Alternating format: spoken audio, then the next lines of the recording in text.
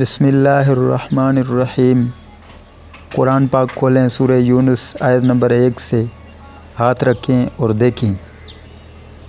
الف لام را، یہ حروف مقطعات ہیں۔ تلک آیات الکتاب الحکیم، یہ آیتیں ہیں حکمت والی کتاب کی۔ ایک ترجمہ یہ۔ دوسرا ترجمہ یہ ہے کہ یہ محکم کتاب کی آیات ہیں۔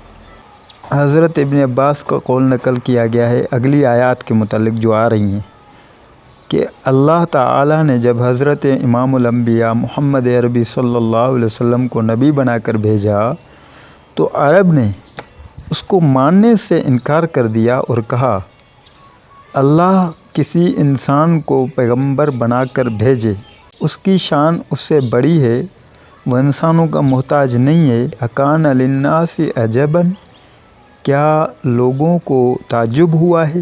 ان اوحینا، کہ ہم نے وحی بھیجی، الی رجل منہم، ان میں سے ایک آدمی کی طرف، ان انذر الناس، کہ وہ لوگوں کو ڈرائے، وبشر الذین آمنوا، خوشخبری دے، الذین آمنوا، جو لوگ ایمان لائیں، یعنی ایمان والوں کو کیا خوشخبری دے کہ ان لہم قدم صدق عند ربہم، کہ ان کے لیے سچائی کا مقام ہے، عند ربہم، ان کے رب کے پاس۔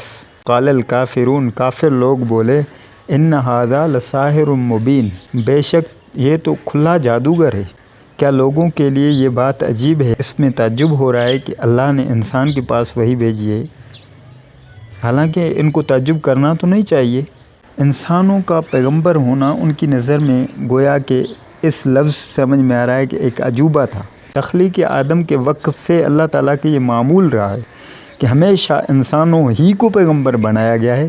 عمومی طور پر ہمارا بھی قاعدہ یہ ہے کہ بادشاہ جب کسی کے پاس قاصد بھیجتے ہیں تو وہ اسی کی جنس میں ہوتا ہے تو اس کے پاس بھیجا جاتا ہے۔ مثال، ہم سندھی ہیں تو ہم کسی سندھی کے پاس ہمارے قبیلے کے لوگوں میں سے کسی کو قاصد بنا کر بھیجیں گے، کیونکہ وہ ان کی بات کو صحیح طریقے سے سمجھیں گے بھی صحیح اور ان کی مراد کو صحیح سمجھا سکیں گے، کیونکہ بغیر مناسبت کے، بغیر کسی تعلق اور علاقے کے آدمی اگر کوئی بات کرے گا تو اس کا فائدہ پورا نہیں حاصل ہوگا۔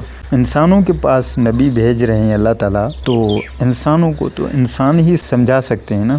اگر زمین پر ملائکہ چلتے پھرتے اور رہتے ہوتے تو اللہ تعالیٰ کوئی آسمان سے کسی فرشتے کو رسول بنا کر بھیجتے۔ جب اللہ انسانوں کے پاس نبی بھیج رہے ہیں تو انسان ہی کو بنائیں گے نا، اس لیے فرمایا الی رجل منہم، ان میں سے